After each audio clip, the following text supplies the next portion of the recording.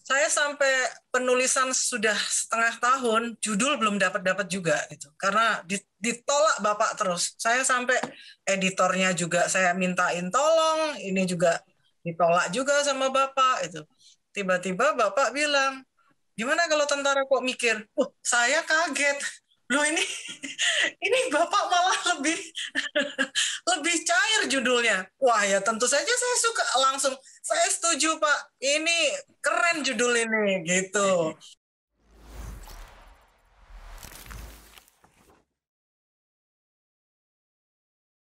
Makasih. Baik, terima kasih Mbak Ruri. Penjelasannya informatif sekali. Cuman saya penasaran sih Mbak, sebenarnya ada satu yang membuat saya penasaran. Mbak Rurit pertama kali bertemu dengan Pak Agus itu kan tahun 2000 atau 2001 ya Mbak ya. 2001. Waktu itu mau wawancara tentang apa namanya pernyataan Pak Agus yang kontroversi waktu itu tentang komando teritorial itu. Mungkin bisa dijelaskan sedikit soal itu Mbak Rurit, pengalamannya, sehingga apakah itu yang membuat Mbak Rurit langsung jatuh cinta istilahnya dalam tanda kutip dengan pemikiran Pak Agus Wijoyo gitu. Iya. Jadi gini, orang-orang di usia saya itu kan pasti akan merasakan betapa tentara tuh di zaman Orde Baru seperti itu ya. Dan saya juga salah satu sering juga ikut demonstrasi menentang waktu itu militer pokoknya dulu tuh nyebelin banget, apa-apa paling menangan, apa-apa nggak boleh salah gitu. Nah jadi waktu saya masuk di Tempo, saya dimasukkan ke pos Mabes TNI, waduh saya kagetnya luar biasa.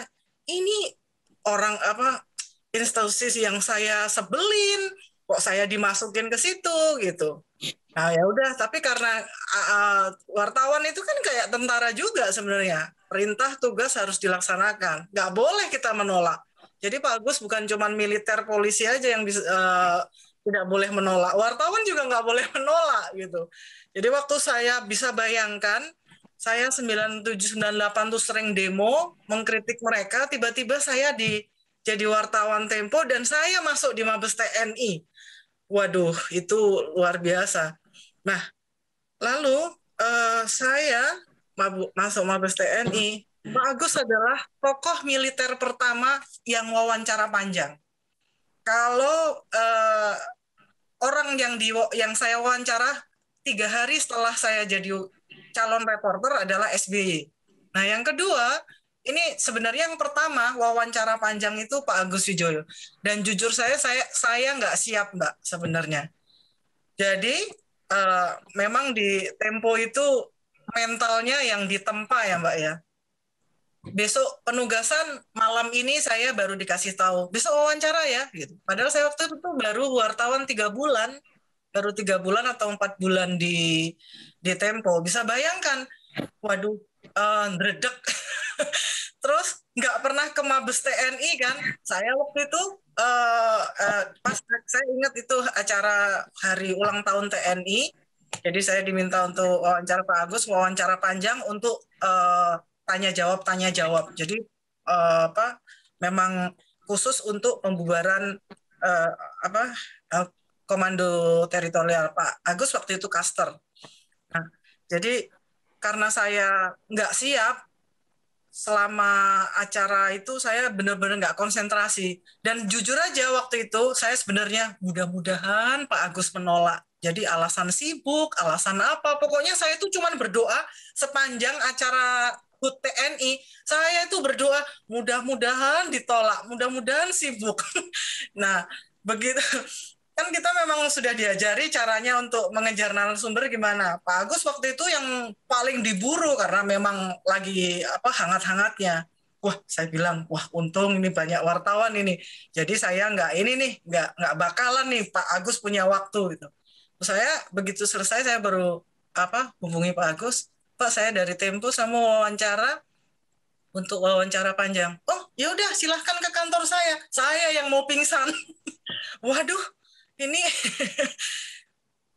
jadi sambil jalan sambil nunggu saya bilang wah mudah-mudahan ini Pak Agus nggak lama nggak ini gitu. Jadi 10 menit saya Ya udah bisa 15 menit ya gitu.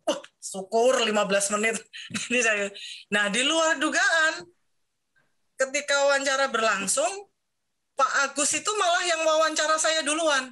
Kuliahnya di mana, universitasnya apa, dan lain-lain. Ya, untung nggak ditanya IPK-nya berapa gitu ya Pak Agus.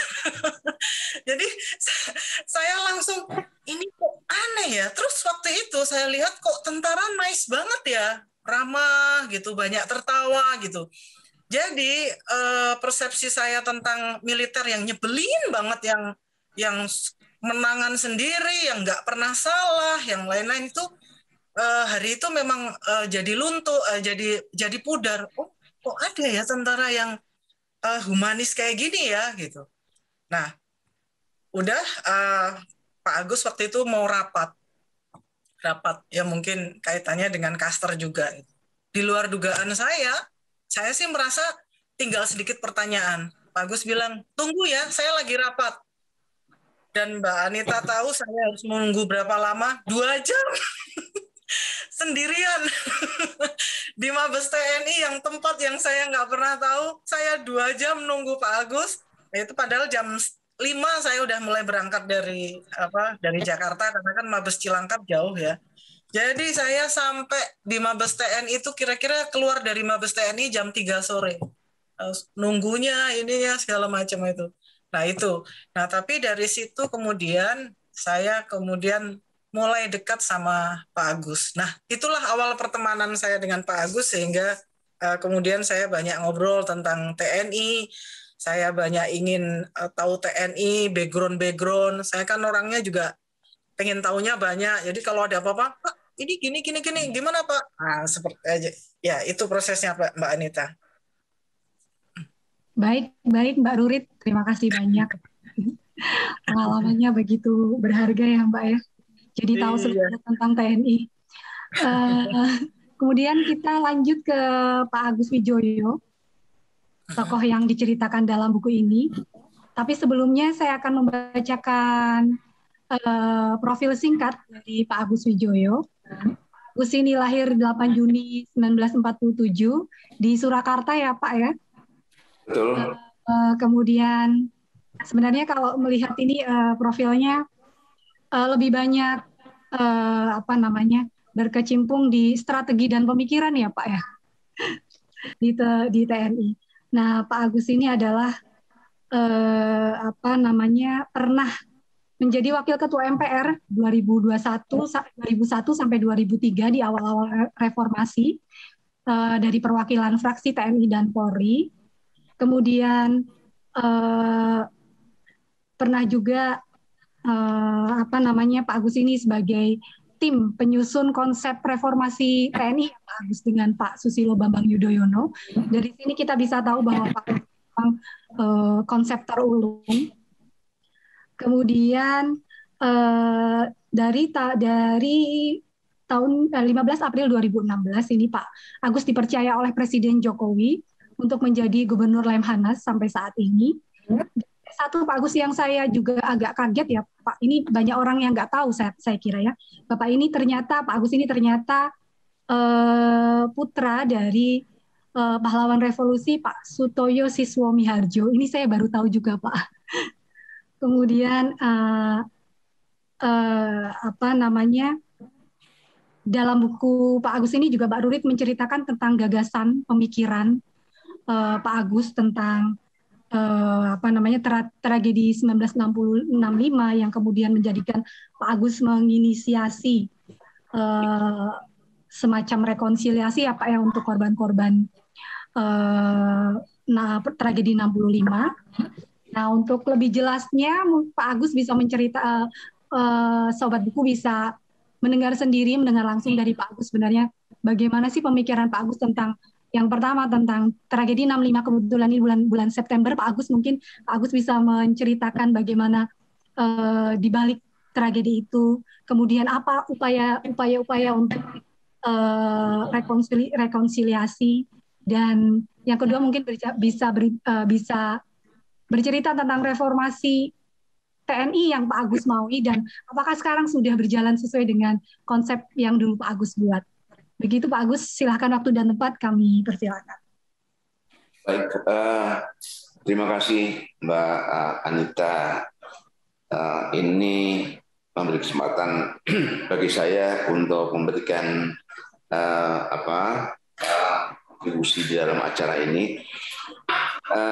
Kalau menjawab pertanyaan-pertanyaan yang spesifik tadi dari Mbak Anita, mungkin nanti bisa diperdalam lewat tanya jawab, dan mungkin juga akan membutuhkan waktu yang cukup lama. Mungkin juga saya singgung juga sih, tapi ya saya akan mengawali dengan menyamakan garis start atau titik tolak pandang terhadap buku ini dari apa yang disampaikan oleh penulis, yaitu Mbak Bernarda Rurit, sehingga itu memberikan latar belakang tentang buku ini, gitu, sehingga publik bisa melihatnya secara lebih komprehensif. Gitu. Pertama adalah bahwa tentara pemikir tadi juga sudah disampaikan oleh Mbak Rurit. Saya tadi disebut menggunakan kata nyeleneh, ya memang betul sih nyeleneh itu. Tapi bahwa sebetulnya kalau tadi menimbulkan berbagai macam reaksi, terutama dari kalangan tentara, memangnya tentara nggak mikir. Bukan itu sebetulnya. Ini adalah istilah yang banyak ditujukan kepada saya. Karena saya dianggap terlalu banyak mikir. Gitu.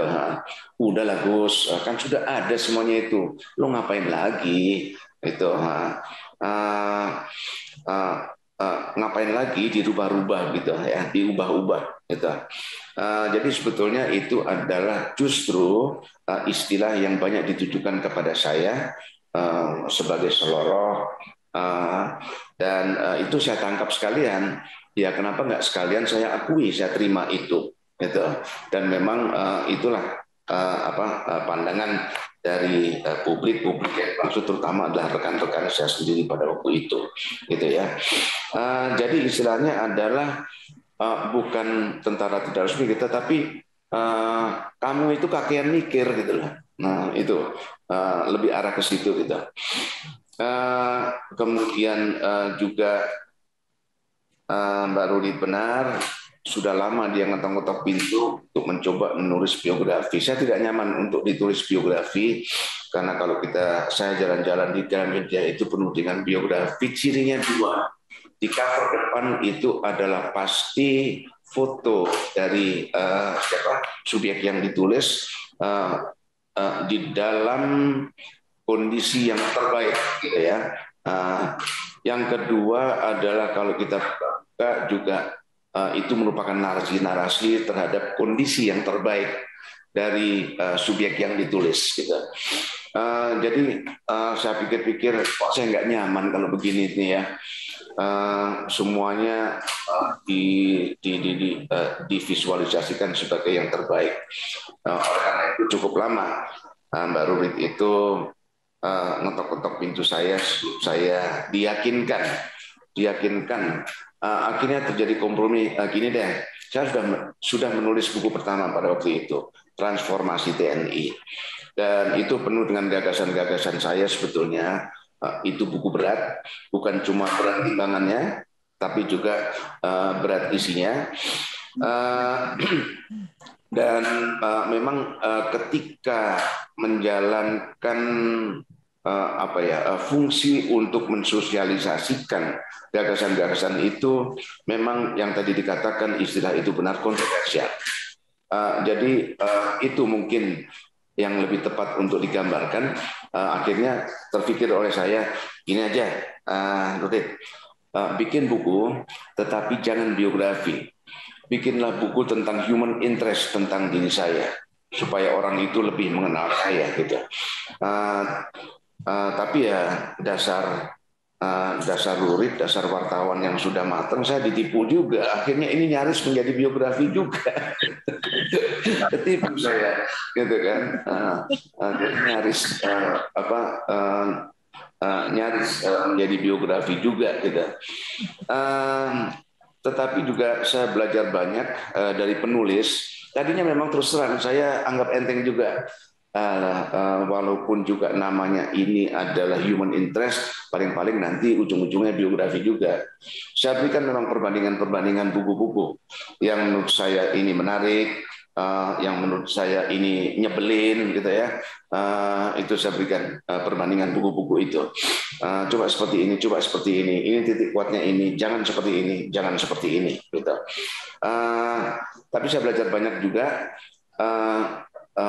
ingatase bahasa Inggrisnya itu, bahwa awalnya itu saya menganggap enteng gitu ya, alah paling nanti gitu-gitu juga, tapi ternyata tidak gitu ya. Dia bisa meramu antara human interest dengan sejarah, peristiwa sejarah, pengetahuan, dan tentunya dengan sedikit-sedikit rempet-rempet yang menjadikan buku ini nyaris menjadi biografi gitu ya. Misalnya saya dapat cerita juga bagaimana pembaca awam umum dari kalangan milenial itu jadi tahu apa sih itu Satuan Brigade Infanteri Lintas Udara 17 Kostrat, dan bahwa batalion-batalionnya itu batalion-batalion yang memang sengaja dipilih karena punya prestasi yang hebat-hebat gitu. Oh begitu toh. Oh itulah Batalion 328 ya. Mungkin dia orang Bandung karena 328 itu terkenalnya di Bandung gitu ya. Seperti itu. Nah, yang juga baru untuk saya adalah saya baru pertama kali saya mengetahui bagaimana tentang narasi pengangkatan jenazah korban pahlawan revolusi yang ada di Lubang Buaya pada tanggal 4 Oktober itu. Di situ dituangkan menit demi menit karena memang mempunyai narasumber yang otentik, dan memang banyak sekali wawancara-wawancara narasumber yang diwawancara itu adalah tepat pada waktunya. Karena juga tidak lama setelah itu narasumber itu wafat, meninggalkan kita. Jadi itu merupakan informasi-informasi yang sangat berharga, tidak saja tentang sejarah, tetapi juga narasumber-narasumber yang ditanyakan untuk mendapatkan refleksi tentang diri saya. Itu terutama yang di Lemanas.